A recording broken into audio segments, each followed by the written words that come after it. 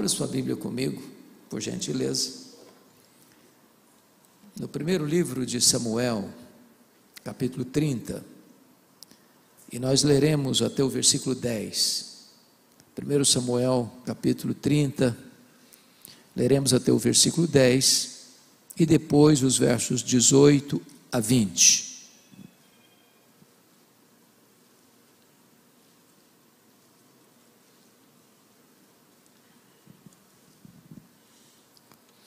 Peço a você que após a leitura não feche sua Bíblia para acompanhar comigo a exposição desse texto. Está escrito o seguinte: sucedeu, pois, que chegando Davi e os seus homens ao terceiro dia a Ziclague, já os amalequitas tinham dado com ímpeto contra o sul Ziclague, e esta ferido e queimado. Tinham levado cativas as mulheres que lá se achavam, porém a ninguém mataram, nem pequenos nem grandes. Então somente os levaram consigo e foram seu caminho. Davi e os seus homens vieram à cidade, e ele a queimada, e suas mulheres, seus filhos e suas filhas eram levados cativos. Então Davi e o povo que se achava com ele ergueram uma voz e choraram, até não terem mais forças para chorar. Também as duas mulheres de Davi foram levadas cativas, Ainoã, a jezreelita, e Abigail, a viúva de Nabal, o carmelita. Davi muito se angustiou, pois o povo falava de apedrejá-lo, porque todos estavam em amargura, cada um por causa de seus filhos e de suas filhas. Porém Davi se reanimou no Senhor seu Deus. Disse Davi a Abiatar, o sacerdote, filho de Aimeleque: traze-me aqui a estola sacerdotal. E Abiatar a trouxe a Davi. Então consultou Davi ao Senhor, dizendo: perseguirei eu o bando? Alcançá-lo-ei? Respondeu-lhe o Senhor: persegue-o, porque de fato o alcançarás e tudo libertarás. Partiu, pois, Davi, ele e os 600 homens que com ele se achavam, e chegaram ao ribeiro de Besor, onde os retardatários ficaram. Davi, porém, e 400 homens continuaram a perseguição, pois que 200 ficaram atrás, por não poderem, de cansados que estavam, passar o ribeiro de Besor. Verso 18. Assim Davi salvou tudo quanto haviam tomado os amalequitas. Também salvou suas duas mulheres. Não lhes faltou coisa alguma, nem pequena, nem grande, nem os filhos, nem as filhas, nem o despojo, nada do que lhes haviam tomado, tudo Davi tornou a trazer. Também tomou Davi todas as ovelhas e o gado, e o levaram diante de Davi, e diziam: este é o despojo de Davi. Eu gostaria de tratar com vocês desta passagem, e esta passagem retrata uma grande crise familiar. O sogro quer matar o genro. O sogro é o rei Saul. O genro é Davi, o sucessor no trono de Israel. O sogro está louco, está atirando lanças, está tomado por espíritos malignos. O genro não tem mais para onde fugir, nem cidades, nem vilas, nem aldeias, nem desertos, nem cavernas. Diz a Bíblia que então Davi, acuado e acossado pela fúria do sogro, que faz do assassinato do genro o seu maior projeto de governo, resolve buscar asilo político fora de Israel. E ele vai para o território filisteu, que era o povo arqui-inimigo do povo de Israel, e encontra graça aos olhos do rei Aquis, rei filisteu, que o constitui em seu escudeiro pessoal. Até mesmo designa para Davi e os seus 600 homens, com suas respectivas famílias que o acompanhavam, a cidade de Ziclague, como a sua cidade refúgio. Diz a Escritura que num dado momento, o rei Aquis marcha com o seu exército para Israel, para guerrear contra Saul e o seu povo. E Davi, naquela conjuntura, ia à frente do rei filisteu como seu escudeiro pessoal. Quando de repente, os príncipes filisteus disseram para o rei: Davi é israelita, Davi é guerreiro, Davi é um herói de guerra. Se ele se voltar contra nós, ele vai nos impor uma acachapante derrota. Então despede-o. É loucura ter este homem no nosso exército. A contragosto o rei Aquis o dispensou. E quando eles retornam para Ziclag, eles constatam que uma tragédia havia acontecido. Os terroristas do deserto, os amalequitas, tinham invadido a cidade de Ziclag. Tinham queimado a cidade. Tinham ferido a cidade. Tinham levado cativos os filhos, as filhas, as mulheres, o gado, tudo tinham levado embora, deixando um rastro de destruição, de dor e de opróbrio. Diz a Bíblia que quando Davi e os seus homens veem este cenário, eles choram até não terem mais forças para chorar. Diz a Bíblia ainda que os aliados de Davi se voltam contra Davi, cada um com amargura de espírito por causa de seus filhos e de suas filhas, e querem apedrejar Davi. Porém, Davi se reanimou no Senhor seu Deus, clamou a Deus em oração e perguntou: perseguirei eu o bando? Alcançá-lo-ei? E Deus responde: persegue Davi, porque tudo que o inimigo tomou de você, você vai trazer de volta. E diz a Bíblia que Davi foi, que Davi lutou, que Davi venceu, que Davi tomou tudo de volta, as coisas grandes, as coisas pequenas, os filhos, as filhas, as mulheres, os rebanhos, tudo Davi tornou a trazer de volta. Por isso, eu quero propor nesta noite o seguinte tema para nós: tomando de volta o que o inimigo levou. Esse texto, meus irmãos, não é apenas uma narrativa, não é apenas um enredo histórico, dramático. Esse texto é também para nós um emblema, um exemplo de uma luta espiritual, de todas as crises que assolam a humanidade hoje. Certamente a maior crise não é a pandemia, que ceifou mais de 6 milhões de pessoas. Não é a crise do petróleo, não é a crise econômica, não é a crise social. A crise mais aguda, mais perversa, mais dolorosa, de consequências mais funestas, é a crise da família. As outras crises muitas vezes decorrem desta. E esse texto vai nos mostrar que estes amalequitas, invasores, terroristas do deserto, que por onde passavam deixavam um rastro de destruição, são para nós um símbolo do inimigo que ataca frontalmente a família. E a família está debaixo de ataque, de forças ocultas e de forças reveladas, de forças humanas e de forças espirituais.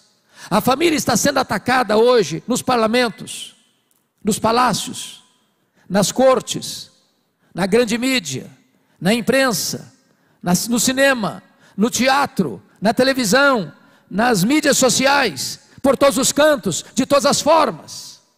Há uma orquestração contra a família, para destruí-la, para desconstruí-la, para jogar ao chão os pilares que sustentam a família. E esse ataque é real, não é uma ficção, não é uma quimera, é um fato incontroverso. E esse fato está estampado de forma eloquente nesta passagem. Eu queria que vocês olhassem comigo como é que é este ataque do inimigo. Então vejamos o versículo 1. Sucedeu, pois, que chegando Davi e os seus homens ao terceiro dia a Ziclague, já os amalequitas tinham dado com ímpeto contra o sul Ziclague. Grifem esta palavra, dado com ímpeto. A ideia aqui é de um ataque violento, furioso, implacável, devastador. É assim que o inimigo ataca a família, irmãos. Os filhos, as filhas, os adolescentes, os jovens, os casais. É assim, com essa fúria, para destruir, para roubar, para matar, para minar a família, para arrancar os fundamentos. Há muitas famílias sendo destruídas por esse ataque frontal do inimigo. Eu estava pregando certa feita em Vitória, no Espírito Santo, e pregava numa casa, num culto familiar. E enquanto eu pregava, uma mulher chorava convulsivamente. Terminei de pregar, fui conversar com ela para saber o que estava acontecendo. E ela olhou para mim com um olhar triste, abatido, e me disse assim: pastor Hernandes, o diabo destruiu a minha vida. E eu perguntei: mas o que a senhora quer dizer com isso? Ela me respondeu: eu tinha uma família, meu marido, meus 2 filhos, um bom apartamento, um bom salário, mas não tinha paz na nossa casa. Havia um nevoeiro escuro por sobre a nossa casa. Não havia paz no nosso lar. E ela me disse que um dia acordou assustada, com um grito alucinado dos filhos, e percebeu que o marido não estava do lado dela. Ela correu na direção do quarto, a porta estava trancada. Ela bateu, a porta não se abriu. Ela arrombou a porta e se deparou com um quadro horrível. O seu próprio marido estava apunhalando os seus filhos. E quando ela entrou no quarto, o marido enterrou o punhal sobre o próprio peito e caiu ensanguentado sobre os corpos sem vida de seus filhos. Ela me disse: pastor Hernandes, eu levei toda a minha família para o cemitério. O diabo destruiu a minha vida. Há muitas pessoas destruídas por esse ataque furioso do inimigo. Mas notem comigo ainda no verso 1, que está escrito o seguinte: que eles deram com ímpeto contra o sul Ziclague, e a esta ferido e queimado. Você queima estruturas, mas você fere pessoas. Há prejuízos financeiros, mas o mais doloroso é que pessoas são feridas nesse processo. E há muitas pessoas feridas hoje, feridas na alma, feridas na honra, feridas nas emoções, feridas fisicamente, traumas não tratados, experiências dolorosas vividas desde a infância por um abuso sexual que nunca foi superado, pessoas machucadas, porque foram agredidas verbalmente, moralmente, espiritualmente, fisicamente. Há muitas pessoas feridas, que embora estejam sorrindo, mas quando reclinam a cabeça no travesseiro, há uma dor que pulsa na alma, que lateja no coração. Há feridas ainda abertas e sangrando, que nunca foram fechadas, porque estão feridas. Eu nunca me esqueço de estar pregando na cidade de Patrocínio, certa feita, num congresso de médicos, de enfermeiros, médicas, enfermeiras, cristãos, cristãs. E uma enfermeira muito sorridente nos acolhia naquele congresso. Depois da minha primeira palestra, ela me chamou à parte e me fez uma pergunta inusitada. Ela me perguntou assim: o senhor está vendo esse sorriso bonito que eu tenho? E eu olhei para ela e disse: é claro, como não ver? E ela me disse: este sorriso é uma mentira. Por trás desse sorriso, eu carrego uma alma doente, enferma, aflita. Há dores na minha alma que nunca foram tratadas e curadas. Há muitas pessoas feridas. Certa feita, uma pessoa em Vitória me procurou e me disse assim: pastor Hernandes, o senhor não conhece a minha mãe, eu sou o filho primogênito. A minha mãe, desde que eu a conheci, é uma mulher muito triste, deprimida. Já levamos em médicos, psiquiatras, já consultamos psicólogos, já fez todo tipo de exame que o senhor possa imaginar. Nada, ninguém detecta a tristeza, a causa da tristeza da minha mãe. Ela é uma mulher de quase 80 anos. O senhor podia ir lá orar com ela? Eu disse: eu vou sim. Quando eu chego naquela casa, aquela senhora estava sentada num sofá, com um semblante abatido, com um olhar distante, e eu comecei a conversar com ela, a família reunida. Num dado momento ela disse assim: eu quero ficar sozinha com o pastor. Quando eu fiquei sozinho com ela olhou nos meus olhos e me disse assim: pastor Hernandes, eu sofro há 60 anos. E eu perguntei: o que houve? E ela me respondeu: eu traí o meu noivo. Ele nunca ficou sabendo. Eu já sou viúva há vários anos, mas aquele pecado está tão vivo na minha memória, como se eu tivesse cometido hoje de manhã. Eu vivo numa masmorra emocional, eu vivo num pelourinho debaixo do chicote da culpa. Eu não tenho paz. Eu chorei naquele dia, por ver aquela mulher 60 anos, ferida pelo inimigo. E eu falei para ela da graça de Deus, eu falei para ela do perdão que há em Cristo Jesus, eu falei para ela do poder que há no sangue de Jesus para nos lavar e nos purificar de todo o pecado. E naquela tarde, aquela mulher de quase 80 anos se rendeu aos pés do Salvador. A ferida foi fechada, o sorriso brotou nos seus lábios. Eu tive o privilégio de acompanhá-la, de discipulá-la, de batizá-la e de acompanhá-la há quase 10 anos, quando o Senhor Jesus a chamou. Mas ela estava ferida 60 anos pelo inimigo. Notem comigo, amados irmãos, que quando o inimigo vem para atacar, o principal alvo dele é a família. É a família.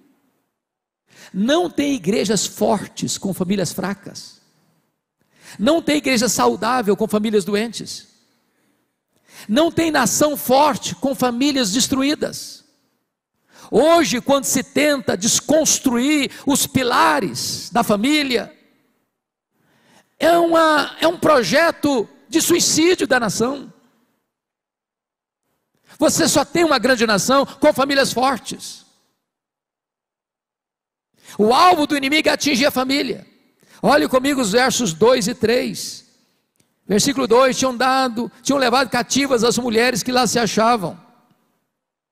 Olha comigo o final do verso 3: as suas mulheres, os seus filhos, as suas filhas eram levados cativos. Eu pergunto a vocês: que pai, que mãe pode estar bem se sabe que o seu filho, a sua filha está na mão do inimigo? Que marido pode estar tranquilo sabendo que a sua mulher está na mão do inimigo? Que mulher está bem se percebe que o seu marido está na mão do inimigo?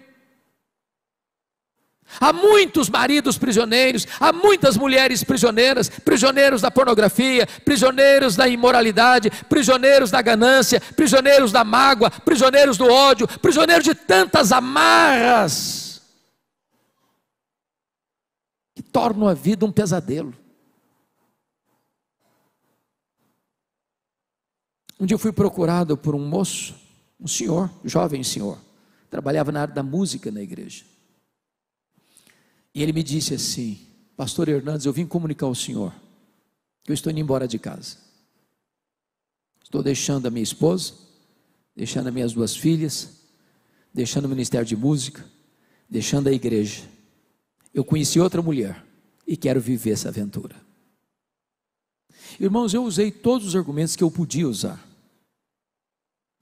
Era como se estivesse falando para uma parede de concreto. Não teve jeito. Ele foi embora. Deixou a igreja, deixou o ministério, deixou a esposa, deixou as filhas. Essa mulher com quem ele se relacionava estava ligada fortemente com Umbanda. E eu fui algumas vezes à casa dele visitá-lo, e tinha despachos aos demônios na casa dele. Chegou a ponto de ir para o cemitério à meia-noite, fazer despacho aos demônios. Tudo que eu falava para ele caía em ouvidos surdos. Um dia, entretanto, eu contei para ele uma experiência que eu tive na África do Sul, com a cultura dos Zulus. Os Zulus têm uma prática muito curiosa. Quando um rapaz começa a namorar com uma moça, ele dá para ela um lenço branco. Enquanto o namoro durar, a moça retém o lenço branco. Se porventura um dia o namoro terminar, ela tem que devolver o lenço branco para ele. Se não o faz, é como se ela estivesse tacitamente dizendo que quer pertencer a ele. E nós estávamos visitando a missão Kwasi Zabanto na África do Sul, quando ocorreu um fato de um rapaz abusar da ex-namorada. A família levou o caso às autoridades, e a primeira pergunta que as autoridades fizeram foi esta: você devolveu o lenço branco para ele? Ela disse não. Eles responderam: então nós não podemos fazer nada com esse rapaz, essa é a nossa cultura. Eu disse para aquele homem: você precisa devolver o lenço branco. Passaram-se algumas semanas, o telefone do meu gabinete tocou, era ele, e me disse: pastor, vem aqui em casa agora, eu vou devolver o lenço branco. Eu corri para lá. Quando eu cheguei, ele se assentou num sofá na minha frente, e eu confesso a vocês que eu nunca mais vi uma cena daquela. Aquele homem começa a tremer da cabeça aos pés.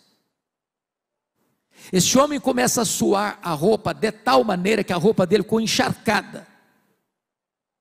E eu sabia exatamente a natureza da batalha espiritual que ele estava travando. E eu perguntei: você está pronto a devolver o lenço branco? Ele disse: pastor, eu preciso. E eu disse: então você vai pegar uma caixa e jogar aqui dentro dessa caixa tudo que você tem de feitiçaria dentro dessa casa. E ele começou a trazer correntes, patuás, velas, aventais, e encheu aquela caixa de todas aquelas quinquilharias. Eu disse que nós vamos levar isso para o quintal. Eu vou jogar 1 litro de álcool nesses objetos, e nós vamos queimar esses objetos, a semelhança do que Paulo fez em Éfeso com os livros de magia, para mostrar que você está rompendo com essas práticas. Eu joguei 1 litro de álcool naqueles objetos, levamos para o quintal, ele riscou o palito de fósforo e não pegou fogo. Ele riscou o segundo palito de fósforo, não pegou fogo. E ele deu uma gargalhada cavernosa e disse: não vai pegar fogo.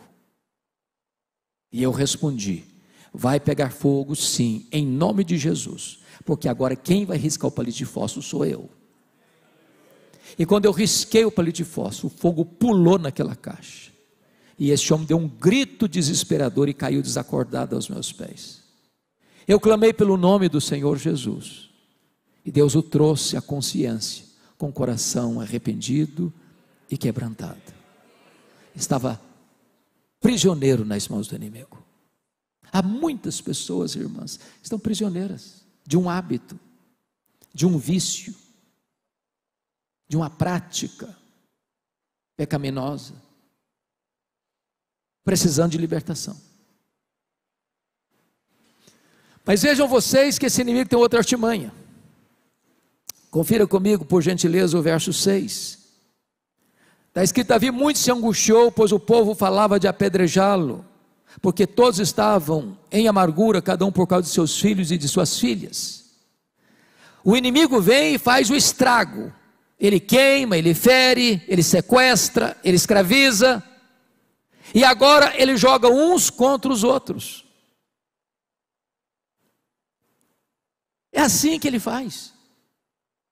O marido começa a acusar a esposa começa a acusar o marido, a nora acusa a sogra acusa a nora, o pai acusa o filho acusa o pai, e em vez da família se unir para enfrentar o verdadeiro inimigo, a família começa a entrar num pé de guerra.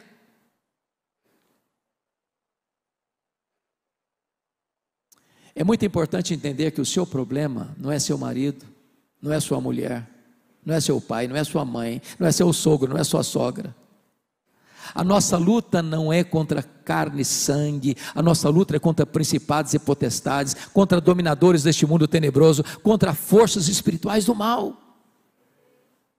Nós não podemos entrar nessa luta com armas carnais, nós temos que entrar nessa luta com armas espirituais, poderosas em Deus para destruir fortalezas e anular sofismas.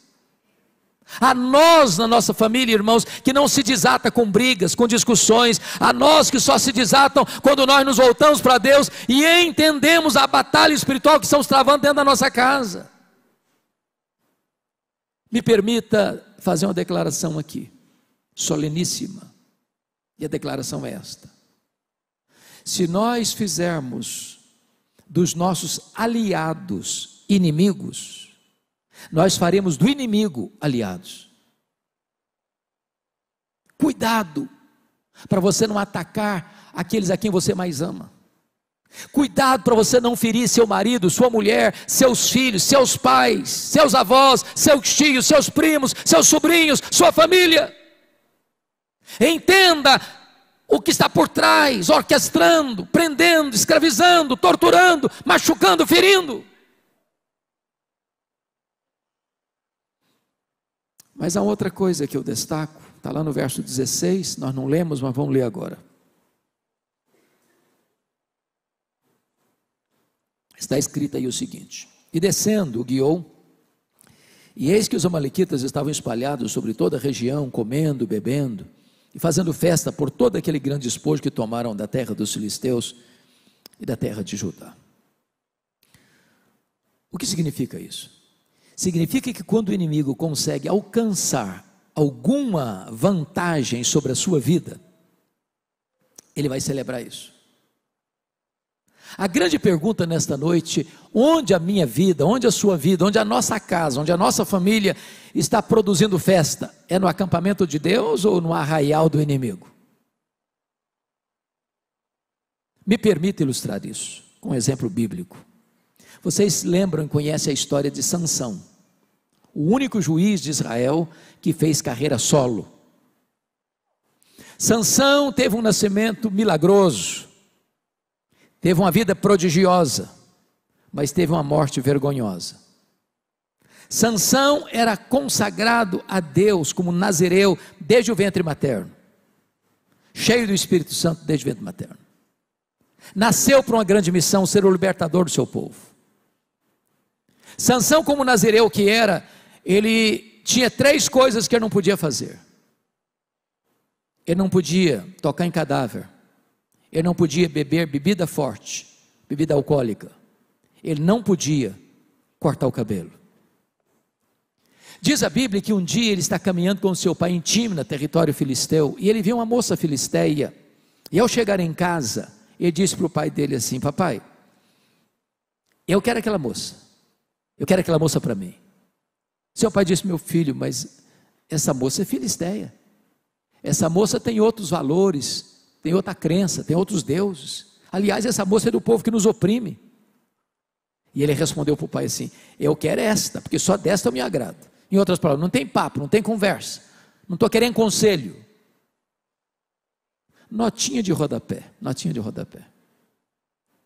Eu sou pastor há 40 anos, eu nunca vi um rapaz e uma moça que, tendo desobedecido pai e mãe na área do namoro, que tenham sido bem-sucedidos no casamento. Eu não conheço.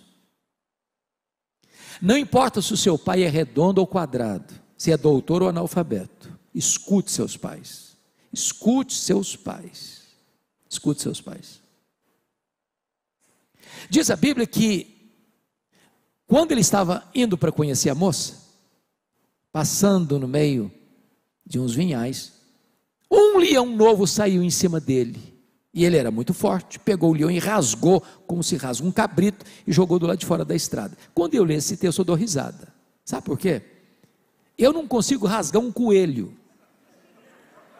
quanto mais um leão. No dia do casamento, eu acho que ele devia estar até com gravata borboleta, uma roupa bem chique, passando por lá, lembrou-se da cena, e saiu do caminho, e lá no leão morto, já estava em estado já de sequidão. Tinha um enxame de abelhas dentro da caveira do leão morto. Ele enfiou a mão lá dentro, pegou um favo de mel, começou a chupar e ainda deu para o pai e para a mãe. Ali ele quebrou o primeiro voto de nazereado. Ele não podia tocar em cadáver. Ele procurou doçura no que estava podre. Ele procurou prazer no que era proibido e pecaminoso. Diz a Bíblia que ele vai para a festa. E está escrito em Juízes que ele deu uma festa. E nós colocaríamos um adjetivo, de arromba. Sabe por quê? Porque não quis ser diferente dos moços da sua época. Em outras palavras, Sansão não teve peito para dizer o seguinte: eu sou nazireu, a minha festa tem que ser diferente. Ele não teve coragem de assumir a posição que ele era de um homem consagrado a Deus. E ali ele quebra o segundo voto de nazireado. Ele não podia beber bebida forte, mas ele fez uma festa não de acordo com a sua vocação, o seu chamado, a sua vida espiritual, mas para agradar a etiqueta social do povo filisteu. Notinha de rodapé de novo. Ô irmãos, eu tenho rodado o Brasil, e eu não sei como é que é aqui em Santo André, mas o que eu tenho visto por aí é que a festa de casamento dos crentes está se transformando numa vergonha. Você tem um culto lindo na igreja, um sermão maravilhoso, uma música maravilhosa, e você vai para um requintado cerimonial, e ali o pau quebra. A música que rola lá não tem nada a ver com Deus, mas não. Bebida alcoólica se serve todas. As luzes se acendem e o povo de Deus cai na pista de dança e volta para casa com as pernas bambas, bêbados. Ou a igreja evangélica brasileira põe o pé no freio, ou ela se seculariza e ela quebra a sua consagração a Deus. Tem crente que diz: não, pastor, mas vai ser muito chato você fazer um casamento, uma festa, vai ter o doutor fulano de tal lá, tem autoridades importantes da cidade lá. Ô irmãos, quem disse que eu preciso copiar o mundo para fazer uma festa chique e bonita? Quem disse que se você não tiver bebida alcoólica, você não pode fazer uma festa belíssima? O que é mais importante? É preservar a nossa consagração a Deus ou agradar o mundo? Sansão quebrou o seu segundo voto ali. Diz a Bíblia que ele propôs um enigma muito esquisito na festa, e ele teve que sair da festa para matar 30 homens. Tem graça uma coisa dessa? Ele ficou tão irritado que quando ele terminou essa matança, ele não voltou para a festa não, ele voltou para a casa do pai dele. A hora que bateu o saudade da mulher dele, porque nem lua de mel tinha tido ainda, ele vai lá, na suposição de que vai encontrar a mulher dele. Quando chega lá, o sogrão dele tinha dado a mulher dele para outro homem. Devia ir para o livro dos Guinness, nem lua de mel teve. Ele se irritou com aquilo, queimou a campina dos filisteus. Os filisteus pegaram o povo judeu israelita, falando: não entrega esse camarada. E eles pegaram Sansão, amarraram Sansão, e ele se livrou das amarras e matou 1000 filisteus com a queixada de jumento, e fugiu para a cidade de Gaza. E diz a Bíblia que lá ele se deitou com a prostituta, um homem de Deus. Um abismo chama outro abismo. Ele sai de Gaza com o portão da cidade nas costas e com o pecado da cidade no coração, e vai deitar no colo de Dalila e vai tornar a brincar. Na 4ª vez que ele brincou, ele ficou preso. Cortaram o cabelo dele, o Espírito de Deus se retirou dele. Sansão significa sol, luz. Vazaram os olhos dele, ele ficou cego. Ele era o libertador, foi cativo. Não levaram-no para um templo religioso que adorava a Deus, não. Levaram-no para o templo de Dagon. E lá eles zombaram de Deus, zombaram de Sansão. E aquele que deveria ser o libertador do povo de Deus foi motivo de festa no arraial do inimigo, porque não levou Deus a sério. Onde a nossa vida está produzindo festa? Bom, se eu terminasse a mensagem aqui, nós sairíamos aqui desesperados. A grande pergunta agora nesse texto, na segunda parte da mensagem, é o que é que Davi fez quando constatou que o inimigo estava cirandando com a família dele e com as famílias dos homens que o acompanhavam. A primeira coisa que Davi fez está no versículo 4, confira comigo. Quando eles chegaram em Ziclag e viram a cidade queimada, viram a cidade ferida, viram a cidade saqueada, e viram os filhos, as filhas e as mulheres prisioneiros, diz a Bíblia que eles choraram até não terem mais forças para chorar. Irmãos amados, às vezes nós estamos lutando com a nossa família, com os olhos enxutos demais, com o coração seco demais. Qual foi a última vez que você chorou pela sua família? Às vezes as famílias estão chorando hoje com os dramas de Netflix, das séries de Netflix. Ou porque o seu time predileto levou uma goleada.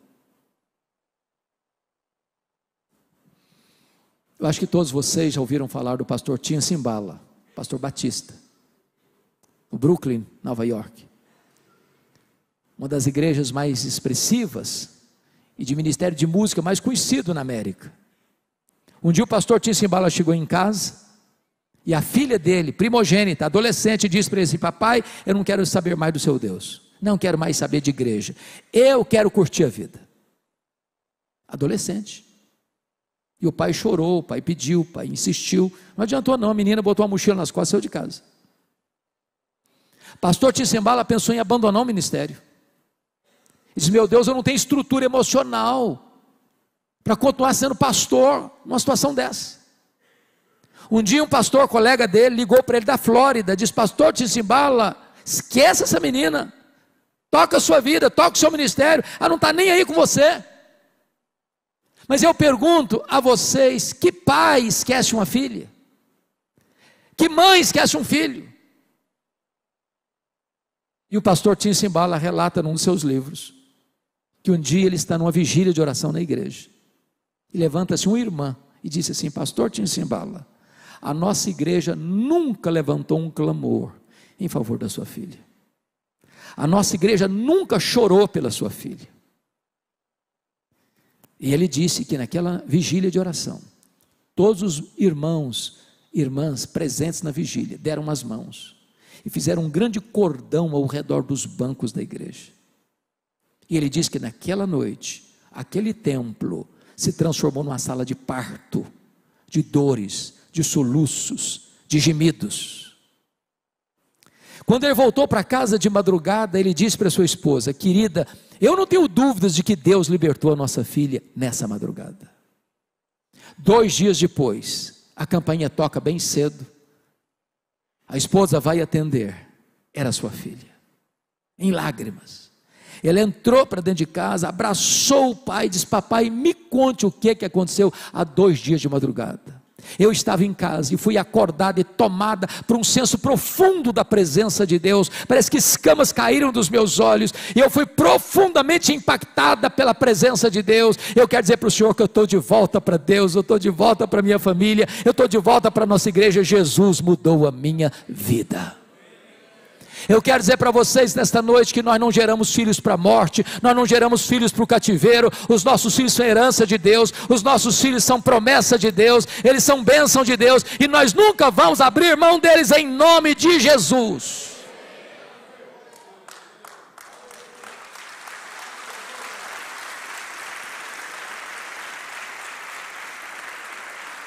A segunda coisa, irmãos amados, que Davi fez, está no versículo de número 6. Lá no final está escrito assim: porém Davi se reanimou no Senhor seu Deus. Notem vocês que tem aqui uma conjunção adversativa, porém, porque o contexto aqui é dramático. Esses 600 homens que estão com Davi eram aliados de Davi, leais a Davi, prontos a lutar com Davi, a morrer por Davi. Mas agora estão enfrentando uma situação inusitada. filhos e filhas prisioneiros, e eles botam a culpa na conta de Davi, e querem matar Davi. Eu não sei a leitura que vocês fazem, mas de vez em quando a leitura que eu faço desse texto, eu me coloco no lugar de Davi como um pastor de uma igreja de 600 membros. E de repente, numa hora difícil do ministério, não tem nenhum dos membros do lado do pastor. Aliás, todos os membros querem apedrejar o pastor. Como você reagiria diante disso? Por isso tem a conjunção adversativa. Porém, Davi se reanimou no Senhor, seu Deus. Ele não se reanima porque ele é forte. Ele não se reanima porque tem muita gente do lado dele. Ele não se reanima porque o inimigo é fraco. Ele não se reanima porque ele tem uma estratégia. Ele se reanima no Senhor, seu Deus. Sabe o que Davi está nos ensinando? Com Deus tem saída. Com Deus tem esperança. Com Deus o fundo do poço não é o último limite. Com Deus o milagre está chegando. Com Deus a esperança. Eu não sei qual é a sua causa hoje, que precisa de um milagre. Talvez é um casamento que está quase acabando. Talvez é um filho que se desviou da igreja e endureceu o coração. Talvez é uma situação de enfermidade na sua casa, que os médicos já deram a sentença, a medicina chegou ao último limite, não tem mais o que fazer. Talvez é uma situação dramática na sua vida financeira da sua empresa. Eu não sei qual é a sua causa hoje, mas Jesus está aqui hoje e Ele é poderoso para reverter esse quadro. Ele é poderoso para curar, Ele é poderoso para libertar, Ele é poderoso para restaurar. Ele está aqui hoje, Ele é o Deus da restauração. Reanime-se no Senhor, seu Deus. Há pouco tempo eu estava aqui em São Paulo e uma mulher veio conversar comigo.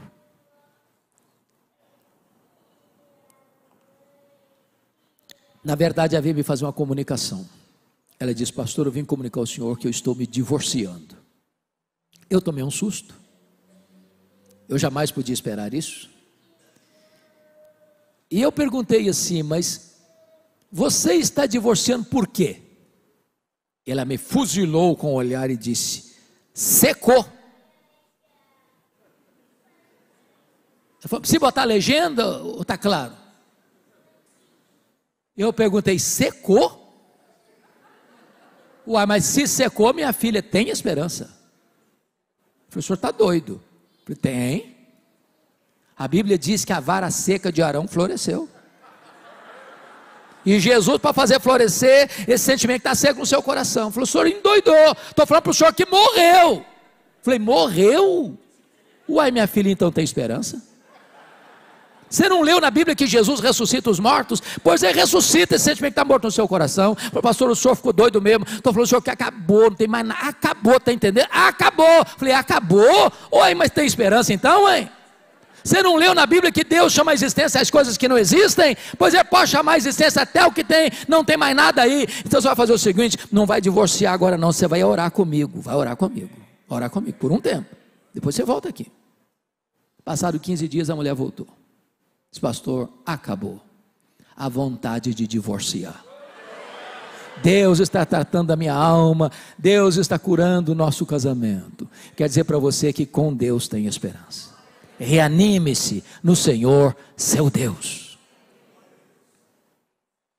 Mas a terceira coisa que Davi fez, ele não reagiu no Senhor, seu Deus, com bravatas. Não. Versículos 7 e 8. Diz que reagiu no Senhor, seu Deus, e buscou a Deus em oração. E meus irmãos, a oração de Davi aqui é uma das mais curtas da Bíblia, uma das mais simplórias da Bíblia. Porque a oração dele consiste de duas perguntas: perseguirei eu o bando, alcançá-lo-ei, se fosse hoje, em nome de Jesus, amém. Traduzindo a oração de Davi, o que ele está orando? Ele está dizendo o seguinte: Deus, eu estou levando de goleada do inimigo. Vou aceitar passivamente a decretação da derrota ou eu vou reagir? Vou me conformar ou eu vou reagir? Vou jogar a toalha ou vou reagir? Vou desistir ou vou reagir? E Deus respondeu para ele: reage, Davi, porque tudo que o inimigo tomou de você, você vai trazer de volta. O nosso Deus é o Deus da restituição. Não jogue a toalha, não entregue os pontos, não. Todo mundo vai dizer para você: essa causa está perdida, esse problema não se resolve, esse casamento não tem mais jeito, esse filho não vai ter conserto mais, essa família não tem mais jeito não. Eu quero dizer para você que tem jeito sim, para Deus tem jeito sim, com Jesus tem jeito sim, a resposta sim, a vitória sim. Lute, meu irmão, não deixe nada do que Deus lhe deu nas mãos do inimigo. Agora preste atenção, o que Deus promete é vitória e não ausência de luta. O que Deus promete é chegada certa e não caminhada fácil. Porque diz a Bíblia que dos 600 homens, 200 ficaram para trás de cansados que estavam.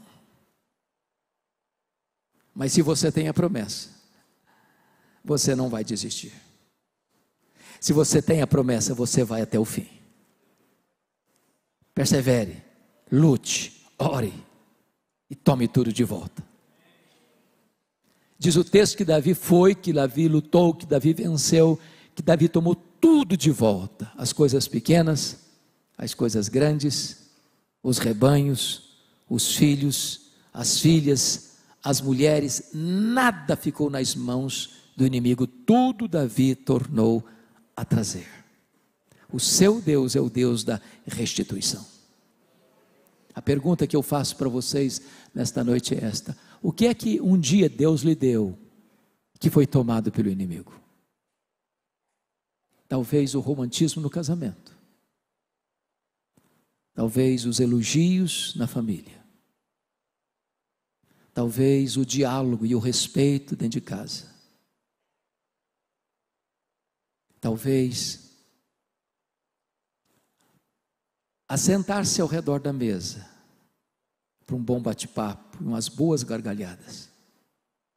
Talvez a leitura da Bíblia, talvez o altar da oração, talvez o prazer e o deleite em Deus.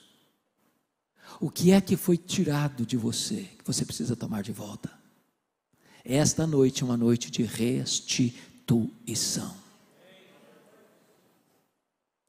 Me permita encerrar remetendo vocês ao livro de Êxodo, porque este é o livro mais relevante da Bíblia no que concerne a batalha espiritual. E esse texto que estamos considerando está dentro do contexto de uma grande luta espiritual. O Egito é um símbolo do mundo, Faraó é um símbolo do diabo, a escravidão é um símbolo do pecado, e o Êxodo é um símbolo da redenção. Quando Moisés estava retirando o povo do Egito, Faraó tentou 4 alternativas para reter o povo na escravidão. A primeira tentativa está lá em Êxodo 8, 25. Faraó disse para Moisés: não precisa ir embora não, adore a Deus no Egito mesmo, levanta altares aqui, para que ir embora? Essa é uma proposta muito sedutora, mas muito perigosa. Você quer ser crente? Não tem problema não. Você quer ir para a primeira igreja batista de Santo André? Tem problema não. Para que mudar de vida? Agora você é crente, levanta altar no Egito mesmo. A resposta de Moisés foi categórica: Egito é lugar de escravidão. Nós estamos saindo aqui no nosso lugar, estamos indo para Canaã, lá é o nosso endereço. Aí o faraó partiu para a segunda proposta, está lá no capítulo 8, versículo 28. Tá bom, vocês podem ir embora, mas não vá muito longe não, vão ficar aqui por perto, vão ser bons vizinhos. Quando sentirem saudades do Egito, façam um turismo por aqui, curta o melhor dos dois mundos. Você é crente, no domingo você vai para a igreja, celebra, levanta a mão, adora a Deus. Durante a semana você toca a sua vida como você sempre tocou. Isso é uma proposta perigosíssima. Do crente secularizado, do crente que é dono do seu coração de segunda a sábado, para fazer suas negociatas, suas concessões, para ir lá para o Egito e desfrutar do Egito, e tentar ao mesmo tempo servir a Deus, com o coração dividido, com a alma dobre. Fora diz, não, vão ser bons vizinhos, não, nós vamos embora. Aqui não é nosso território não, aqui não é nosso lugar não, e nós não vamos voltar não, aqui é terra de escravidão, estou indo embora.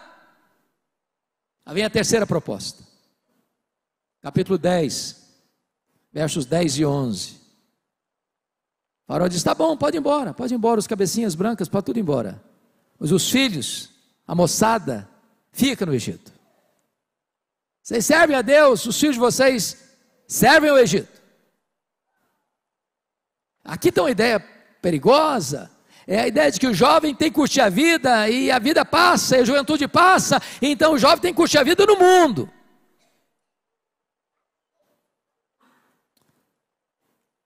Há um tempo bem distante, já há alguns anos, bons anos, pastor, eu fui convidado para pregar numa das grandes cidades brasileiras, uma das maiores igrejas evangélicas da cidade. E eu tenho um problema sério, dentre tantos. Eu me perco quando alguém me pede para pregar sobre um assunto, um tema. Eu não sei falar sobre tema. Eu consigo um pouquinho expor um texto, mas falar sobre um tema eu me perco. Naquele dia me deram um tema.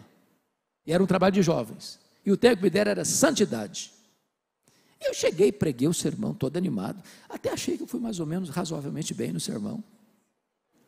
Quando eu terminei, um grupo de jovens me pegou pelo braço, literalmente, e assim, muito carinhosamente me levou para uma sala. E o líder dos jovens botou o dedo no meu nariz e disse assim, você é um homem retrógrado. Você está pensando o quê? Nós somos jovens universitários. Qual é o problema da gente ir para a boate? Qual é o problema da gente tomar nossa cervejinha no sábado à tarde, no sábado à noite? Somos jovens, a juventude passa, a gente sabe o que faz, somos maduros, no domingo estou na igreja, qual é o problema? Eles quase me bateram. Eu fiquei acuado. Eu disse, jovens, foram vocês que me convidaram, e eu já estou indo embora também.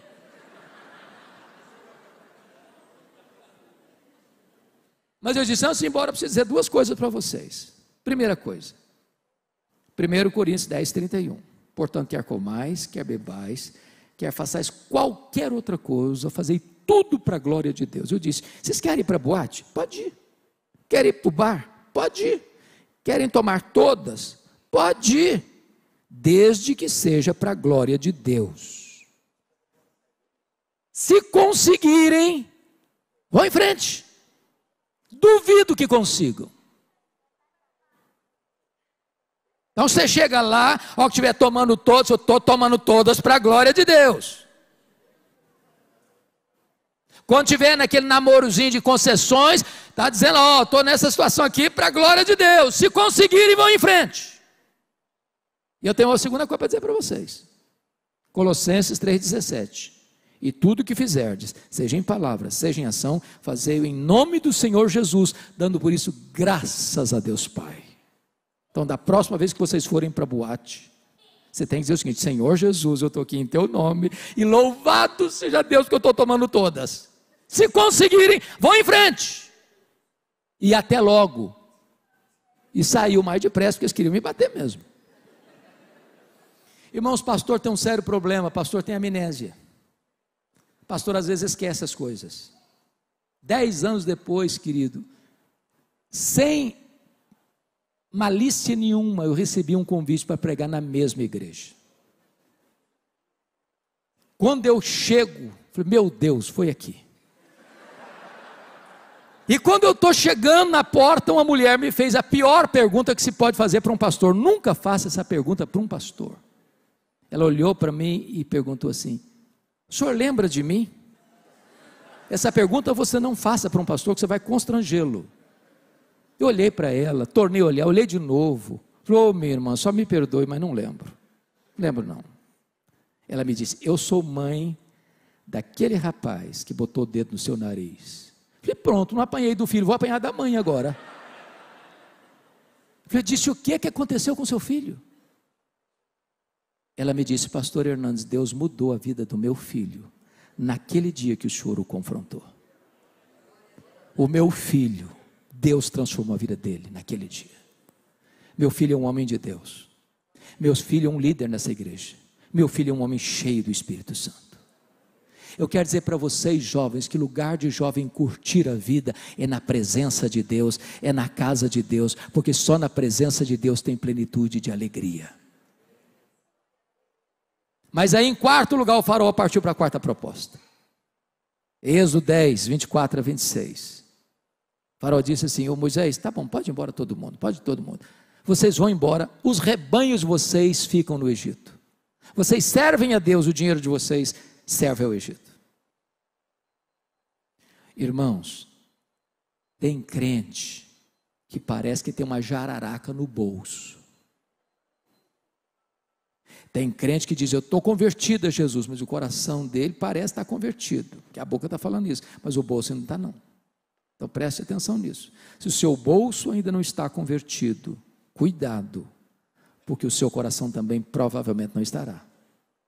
A Bíblia diz que onde estiver o teu tesouro, aí estará o teu coração. A resposta de Moisés para Faraó foi emblemática. Ele queria todos os rebanhos, e Moisés respondeu assim, Faraó, escute esta, nenhuma unha vai ficar no Egito, nenhuma unha, até hoje eu não sei para que serve uma unha, mas nenhuma unha vai ficar no Egito, tudo que nós somos, tudo que nós temos é de Deus, vai estar a serviço de Deus. Eu quero encorajar você nesta noite, a tomar de volta o que Deus lhe deu, e não deixar nem uma unha nas mãos do inimigo, porque o nosso Deus é o Deus da restituição. A Ele a honra, a Ele a glória, a Ele o louvor, agora e eternamente.